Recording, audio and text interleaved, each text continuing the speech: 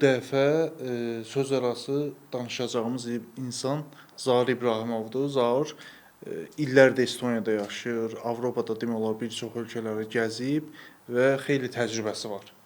Söz arasında sən Zaura nə demək istəyirsən? Ümumiyyətlə bir tamaşaçılara Zaura.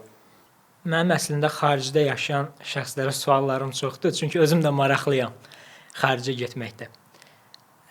İlk sualım odur ki, bir Azərbaycanlı xaricə necə getməlidir, necə gedə bilər asan yolla? Bunun ümumiyyətlə asan yolu varmı? Yəni asan yol, yəni mən öz təcrübəmi deyə bilərəm. Mən öz ixtisasımla getmişəm. Proqramlaşdırma üzrə mən işləyirdim burada. Kompüter mühəndisliyi bitirmişəm. Yəni istəyim var idi xaricə köçmək. 2020-ci ildə Covid-dən əvvəl, elə bir 2020-nin mart ayında mən iş tapdım orada. Mən iş tapdım Estoniyada bir Amerikan şirkətində süni intellekt üzrə. Mart ayında mən iş tapdım. Birdən ölkənin sərhədləri bağlandı. 8 ay mən buradan işlədim, sonra köçdüm ora. Mənə bir məsələ maraqlıdır. Mövzunun başındayıq da hələ. Yəni Zaurun Estoniyada hansı belə həyata atıldığını növbəti dəqiqələrdə biləcəyik. Əvvəlində elə bunu denən. Sən qəbul balın neçə bal olub universitetə qəbul olanda və bu çox maraqlıdır mənim üçün. Çünki mən bunu öz həyatımda da eksperiment eləmişəm. Bir çox insanlar var ki, məsələn toplayır 650, amma bu adam yəni yaramır da. Yəni bir əmək bazarına yararsız bir insandır. Sənin öz balın neçə olub? Məndə 531. Amma məncə sən əmək bazarına kifayət qədər yaramırsan. Amma yəni insanlar var ki, həqiqətən yəni 650 bal yığıb, yəni çox tanışlar varlar. Yəqin ki, hamının ətrafında var. Bax sən neçə bal yığmısan və indi səni bir həyatınla biz çəkilişdən əvvəl də tanış olduq ki, bir uğurlu bir insansan da, uğur hekayəsi olan bir insansan. Necə olur ki, yəni o bal təsir edirmi? Yəni səni hansı bal səni indiki nöqtənə çatdırdı? Yəni mən 264 bal yığmışam universitet daxilində. Yəni əslində heç bir rol oynamır. Yəni heç bir önəmi yoxdur. Ya okey, önəmi orada ki, daha çox bal yığanda o belə daha indi mən ödənişli oxumuşam. Yəni ailəm sağ olsun o vaxt. Yəni dəstək oldu, amma biraz daha çox bal yığsaydım, biraz daha az ödəniş eləyə bilərdim. Məsələn, bu tip şeylər var idi. O tərəfdən yəni kömək orada olur. Amma universitetə girəndə artıq yeni bir şey başlayır da, dövr başlayır. Yəni oradan əvvəl elədiyin şeylər heç bir önəmi yoxdur. Məsələn, ixtisasın nədir? Artıq ona. Məsələn, mən kompüter mühəndisliyinə daxil olanda heç yəni hamı məsələn soruşur da, o kompüterə həvəsim var idi. Yəni kompüterə həvəs deyəndə, yəni kompüterdə elədiyimiz maksimum oyun oynamaq idi da, yəni o vaxt. Yəni belə güclü bir şey. Yəni heç bilmirdim ki, proqramlaşdırma nə olan şeydir. Öz üzərində işlədim. Girəndən sonra gördüm ki, həm də o vaxt məndə biraz şey var idi. Okay, az bal yığmışam, nəsə eləməliyəm də. Yəni bu biraz onun şeyi var idi, məsuliyyətini hiss edirdim. Həm də ixtisas marağı gəldi. Məsələn, əvvəl dedim ki, bunu necə öyrənmək var? Proqramlaşdırmaq kodlar, neçə üstətir, buna necə işləyir? Çox qəribdir, yəni. Amma işlədikcə gördüm ki, əslində maraqlıdır. Mənə bir oyun kimi gəlirdi bu. Nəsə eləyirdim, kod yazırdım, bir problemi həll edirdim. Gördüm ki, bir şey gəlirdi, bir dopamin gəlirdi. Yəni onda belə çıxır ki, yəni balın əmək bazarına Yox. Məsələn, mənə tanışlarım var ki, məsələn 600 falan, 600-dən çox bal yığmışlar. Eyni ixtisasda oxuyurduq, amma heç sevmirdilər də. Məsələn, dedim mən proqramlaşdırma koda baxıram, çox başım götürmür də, bağlamaq istəyirəm. Amma məndə əksinə idi. Mən daha da girmək istəyirdim içinə. Ceyhun əvvəldə üzr istəyirəm, bir dənə anons verdi. Zaurun xaricdə belə deyək uğurlu karyerası. Bax, mən bildiyim qədər sizin həm də orada startapınız var. Özünüz bir startap yaratmısınız. Bax, bu necə ideya yarandı və onu orada reallaşdırmaq nə qədər asan oldu? Onu öyrənmək istəyir. Azərbaycanda startap bazarı bir o qədər aktiv görünmür. Hər halda bəlkə mən kənardan baxıram deyə belədir. Amma Estoniyada bu sahəyə deyəsən xüsusi diqqət var və bir Azərbaycanlı Estoniyada startap yaradıb bunu təqdim eləyir. Bu nə qədər asandır? Ümumiyyətlə qarşıda hər hansı bir maneələr olurmu? Oyunlar üçün obrazları hazırlasın AI bizim platform üzərindən. Yəni məntiqli səslənir. Platforma hazırlamağa başladı. O vaxtda da Antlerə başvurdu. Antlerdə bu venture capitaldır, Almaniyadadır, həm də dünyanın hər yerində var. Startaplara investisiya edirlər ilk mərhələdə. Getsin ondan proqramına, orada olsun. Biz də orada bir neçə intervyudan keçdik. Almaniyaya köçdük. Berlinə bu ideya ilə. Orada açı 20 dənə komanda var idi həmin vaxt orada. Fərqli-fərqli ölkələrdən gəlmişlər. Azərbaycanlı biz idik orada 2 nəfər. Orada biz ilk şeyə girdik, mitinqə. Orada investorla danışdıq. Gəlin ideya budur. O bilirdilər onsuz da. Bizi belə mən məsələn biraz daha rahat idi. Okay, bu ideya şeydir, superdir, olacaq. Sonra oraya dedilər ki, biraz daha bizə ideyanı daha da böyütmək lazımdır. Sırf o oyunlar üçün obraz hazırlamaq yox, biraz daha növbəti mərhələdə bunu şey eləmək. Biz də düşündük ki, süni intellektlə 2D, 3D və mobil oyunların hazırlanması üçün bir platforma quraq. Bunun növbəti mərhələsi olsun. Yəni daha belə geniş bir şey. Biz də Pixel4-u qurduq. 2 aydan sonra orada 4 dənə şirkət investisiya aldı. Onlardan biri də biz idik. İlkin investisiya aldıq oradan. Qayıtdıq Estoniyaya. Ondan sonra başladıq Pixel4-u qurmağa. Hazırda işləyir platforma. Bizim müştərilərimiz var çoxlu. Məsələn, mobil app hazırlayanlar var. Daha çox Amerikadan, Avropadan, Azərbaycandan da var hətta. İnvestisiya da aldıq. Ondan sonra başqa platforma qurduq. Bir biznesi qurmaq üçün bəs nə qədər vaxt lazımdır? Yəni sənəd işləri əslində maraqlıdır mənə. Çünki məsəl üçün mən nə edirəm? Adi məsəl çəkə bilərsən də sən. Nə var məsəl üçün? Nəyə nə qədər vaxt xərcləyirik? Bizdə adi bir dənə məsələn VN açdırmağa nə qədər vaxt gedir? Bunu asan Adam ərinir ki, getsin orada səndən sənədlər istəyirlər. O sənədləri toplamalısan, eləməlisən. Adi asan imza açdırmaq üçün falan nə qədər yerlərə getməlisən. Məsələn, siz artıq orada həm də bir şirkət sahibisiniz də, belə deyək. Bu şirkəti qurmaq üçün əslində mənim elədiyim müqayisə o qədər də doğru olmadı. VN açdırmaqdan şirkət qurmağa. Şirkət qurmaq üçün sizin nə qədər vaxtınız getdi?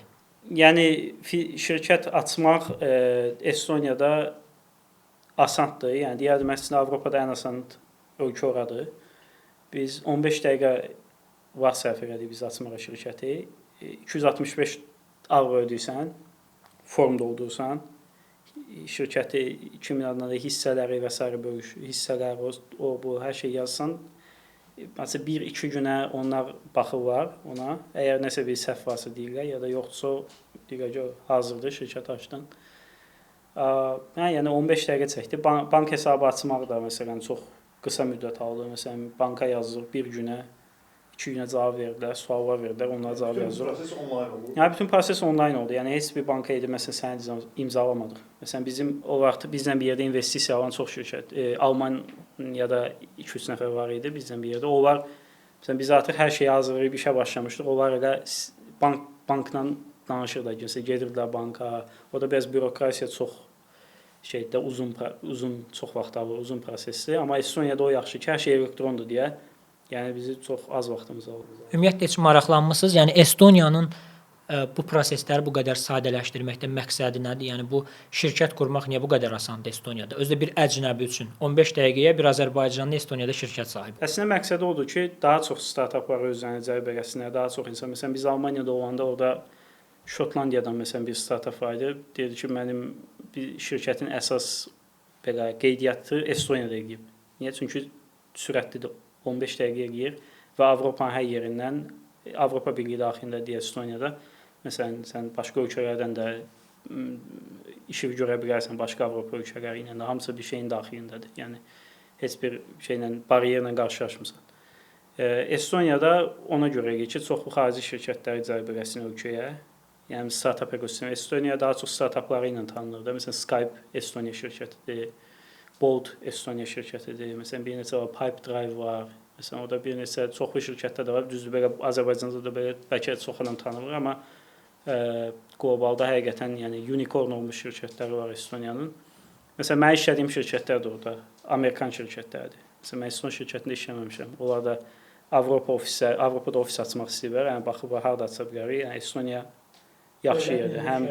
Həm daha tez açılır, həm hər şey elektrondur, bütün viza, vergi məsələləri falan daha sürətli həll olunur və xaricdən məsələn işçi götürmək istəsən, o işçini oraya gətirmək prosesi daha rahatdır, daha sadədir, çox sürətli gedir hər şey. Bu hamıya sərf edir, yəni hamıya əsas bu ümumiyyətlə startap işi, biznesdə ən vacib olan şey sürətdir. Yəni məni yormada, yəni sənəd işləri ilə və s. sürətli getsin hər şey. Neçə il oradasınız? 6-cı il var. Bu 6 ildə ümumiyyətlə bax Estoniyada yaşam necədir? İdeal ölkə saya bilərik oranı yoxsa? O baxır da, yəni mənim üçün əslində yaxşıdır. Mən xoşlayıram Estoniyanı. Yəni insandan insana dəyişir. Yəni məsələn o ideal ölkə deyə bir şey, məsələn mən deyə bilirəm mən ideal ölkədir, amma kimsə də deyir ki, yox da mən yaşaya bilmərəm burada. Məsələn, əsas fərqlər nədir? Böyüdüyünüz mühit Azərbaycandır və köçüb getmisiniz belə bir ölkə Estoniyaya. Ümumiyyətlə əvvəlcə getməmişdən əvvəl Estoniya ilə bağlı məlumatınız var idimi? Orada düşünmüşdünüzmü hansı işlərdə uğurlu ola bilərsiniz? Ümumiyyətlə hansı istiqamətlər daha əlverişlidir? Ya Estoniyanı bilirdim ki, məndən əvvəl tanışlarım var idi orada, getmişlər. IT sahəsi üzrə işləyirdi orada. Məsələn, tanışım var, Boltda işləyir. Bilirdim ki, Estoniya startup sahəsində, texnologiya sahəsində çox yaxşıdır. Yəni orada daha çox imkanlar var bu sahə üzrə. Amma belə tam yəni həyat şəraiti necədir, hər şey necədir? Yəni çox qədər də məlumatım yox idi. Gedəndən sonra yəni soyuq da var. Yəni oranın bir problemi məsələn mənə görə havanın soyuq olması yox, qışda biraz qaranlıq vaxtın çox olmasıdır. Biraz gün tez batır. Bəzən gün də çox görmürsən onsuz da. O biraz problemdir ki, məsələn Azərbaycan D vitamini yox, məndə yaxşıdır. Səhər atıram D vitamini həmişə. Amma məsələn çox adama o problemdir. Məsələn adam isti ölkələrdən gəlir, ya Azərbaycanda da məsələn, yəni günəş var da ən azından. Gedirsən oraya qaranlıqdır. Məsələn hava tez qalır, biraz adamı sıxır da o, həm də tək yaşayan insanlar üçün biraz daha, çünki estonlar özləri də biraz məsələn introvert insanlardır, qapalı insanlardır. Çox adamın şikayət elədiyi odur, məsələn Estoniyaya köçən ekspertlərin ki, Eston dostları yoxdur çoxsunun. Elə onu soruşmaq istəyirdim. Bu soyuq isti məsələsindən danışdıq. İnsanlar soyuqdur, yoxsa istiqanlıdır? Məsələn, bizi biraz istiqanlı millət kimi tanıyırlar. Estonlarda bu necədir? Onlar dost olmağa belə maraqlıdırlarmı? Həm də əcnəbilərə münasibətləri necədir? Məsələn, burada həm mədəniyyət fərqi var, dil fərqi var və din fərqi var. Onlar xristian, biz müsəlman. Ümumiyyətlə necədir? Yola getmək olur. Məcbur dostlar.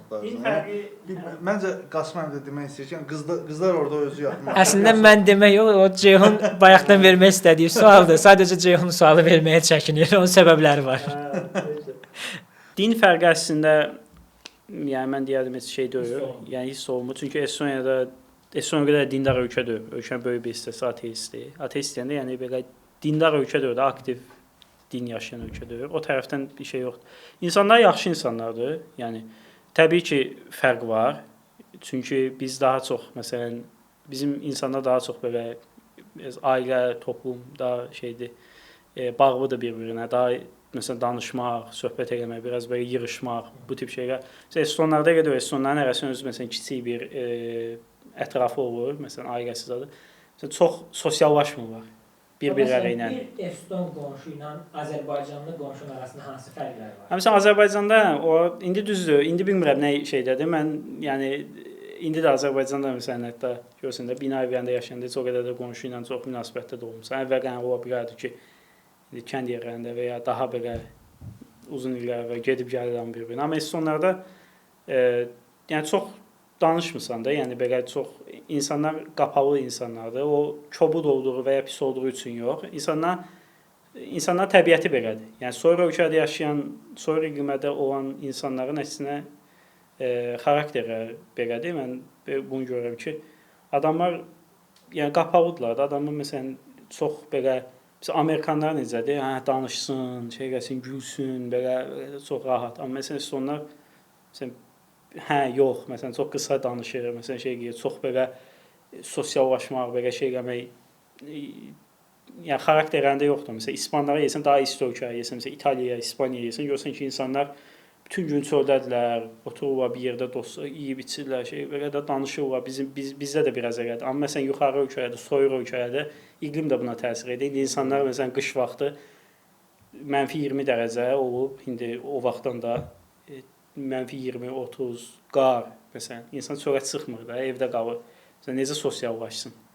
Yəni, məsələn, mətbəxi yoxdur da, tutaq ki, məsələn, bizim ölkədə məsələn yemək bir şey yığır, şamı yığırsın. Məsələn, orada elə şey yoxdur da, elə bir şey ənənələrində yoxdur məsələn. Sən neçə ölkə gəzmisən? Məsələn 20 olar, 20-dən. 20 ölkə az deyil də. 20 ölkədə yəqin ki, həmişə Azərbaycanlılar olub da, yəni necəsə qarşılaşmısan, ya tanış olub, ya yaşadığın ölkədə bəlkə də daha çox qarşılaşmısan. Ümumiyyətlə bu Azərbaycanda belə bir şey var da, radikal qərarlar verən gənclər var ki, mən gedirəm xaricə, Avropada ya Amerikada, ya bilim təzəlikcən yeni də Çində artıq, Çinə getmək istəyənlər, Çinə getmək istəyənlər var. Bəs bu Amerikan rüyası var Avropada və ya sən gəzdiyin ölkələrdə, yəni asandır iş tapmaq. Olacaq, yoxsa belə bir şey yoxdur? O biraz yəni insan özündən də asılıdır da. Yəni mən məsələn adamlar tanıyıram ki, adam gedir Avropaya. Sən qalır bir neçə ay sonra deyir ki, mən qayıtmaq istəyirəm Azərbaycana. Çünki gedir ora, məsələn dostu yox, yenidən başlamaq. Əslində asan proses deyil. Məsələn gedirsən ora, yəni bütün dostların burdadır da. Məsələn bir var uşağıdan orada böyüyəsən, bir də var məsələn mən gedəndə 24 yaşım var idi. Gedirsən ora, heç kimi tanımırsan. Dostların yox. Məsələn tək özünsən. İndi sıfırdan ev tapdın, yaşadın, hər şeyi özünə qeyrəksən belə. Yəni biraz şey olur. Elə adam var istəmir bunu. Məsələn mənə tanışan var, adam gedir, yaşayır orada, deyir yox, mən darıxıram da burada. Qayıtdı Azərbaycana. Məsələn elə adam var ki, məni xoşdur. Mən buradan qaçmaq istəyirdim, mən getdim. Sizin ilk çətinlikləriniz nə oldu orada? Məsələn Estoniyaya düşdünüz. Bildiyim qədər paytaxtda yaşayırsınız da həm də. Bu sualdan sonra həm də mənim maraqlıdır oradakı ictimai nəqliyyat məsələsi. Çünki Bakıda bu yer insanların yaralı yerdir, bir də Ceyhundur. Elə mən deyən kimi başladı ah naləsi. Masazırdan Hə, məsələn bizdə Bakı ətrafı qəsəbələr falan, Masazır olsun, Xırdalan olsun. Bax bu Talində bu necədir? Ondan əvvəl bir ümumiyyətlə sizin orada ilk günləriniz necə keçdi? Darıxdınızmı, qayıtmaq istədinizmi, yoxsa elə normal öyrəşdiniz? Yox, mən gedəndə onsa qərarlıydım ki, yaşamağa gedirəm orada. Çətin, əslində Estoniya rahat yerdir öyrəşmək üçün. Yəni çox belə şəhər çünki o qədər də belə qaynı. Məsələn, ölkənin əhalisi 1.300.000-dir cəmi. Yəni belə güclü bir şey yoxdur da, deyəsən ki, çətinliklər var, hər şey ora qaç bura qaç. Uyğunlaşma daha rahatdır. Mənim orada çətinliyim əslində deməzdim, məsələn, xüsusi bir çətinliyim oldu. Sadəcə Covid vaxtı idi, yenə də 2020-nin sentyabrında getdim mən. O vaxt ora açıq idi. Orada indi küçəyə çıxmaq və sair sərbəst idi. Amma yenə məsələn onu bir ay sonra yenə təzədən məsələn restoranlara yer bağlandı, ofislər və sair bağlandı. Daha çox evdən işləyirdin. Düzü çölə çıxmaq sərbəst idi o heç. O biraz çətin yaratdı. Çünki məsələn soyuqlar da başlayırdı. Artıq noyabr ayı idi məsələn. Havalar soyuyurdu, günlər qısa idi, biraz gün yox idi. Evdəsən bütün günü işləyirsən. Biraz belə insan bəzən o burnout olur, biraz belə darıxır da. Məsələn təzə köçdüyün ölkədə dostun yox, heç kim yox. Biraz o insan biraz problem yaradır. Amma yəni müvəqqəti şeylərdir. Yəni bu yəni o qədər də yəni mənə görə məsələn o qədər də çətin bir şeydir. Şəhər də məsələn çox rahatdır. Məsələn ölkənin ümumiyyətlə Estoniyanın 70% meşədir. Yəni bu ildə deyəsən keçən verdim ən təmiz ölkə seçilib dünyada. Yəni havası və s. məsələn mən evin yanından gedirəm məsələn biraz 5 dəqiqə gedirəm məsələn bir meşədəyik. Hə indi bu bizdə də dəb olub. Məsələn şəhərdə yaşayan gənclər daha çox hiking eləməyə gedirlər. Məsələn nə bilim Qubuya gedirlər, cənub bölgələrinə gedirlər.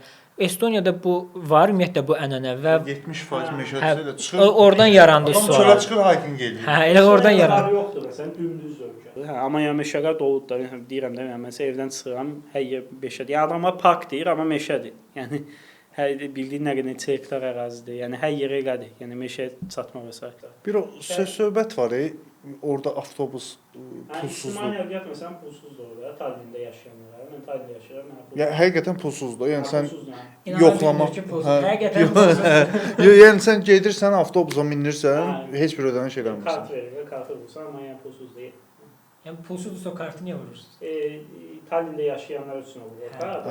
Yəni turistlərə, məsələn indi yoxlayanda göstərsən ki, mənim kartım var da, yəni belə. Amma məsələn mən turist kimi gedirəmsə artıq Yəni orada da Ceyhun bəxti gətirməli. Sən ancaq turist kimi gedəcəksən.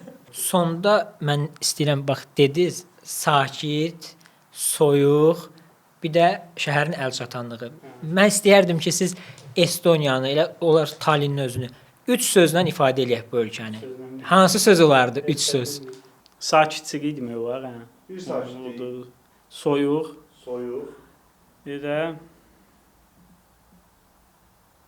yəni mənim üçün texnologiya, IT startup, yəni hansı olsa. Biz çalışırıq hər dəfə həm xarici ölkələr, həm ölkə daxili müxtəlif problemlərin həll olsun, müxtəlif suallara cavab olsun və ya insanlara maraqlı olan məqamlar var ki, o insanları tapırıq, o insanlarla söhbət edirik. Həm də mən istəyərdim elə bizim izləyicilərimiz üçün də maraqlı olan mövzular ola bilər, suallar ola bilər. Onları da qeyd eləsinlər. Biz həm ona uyğun podkast çəkək, həm də qonağımıza o sualları ünvanlayaq.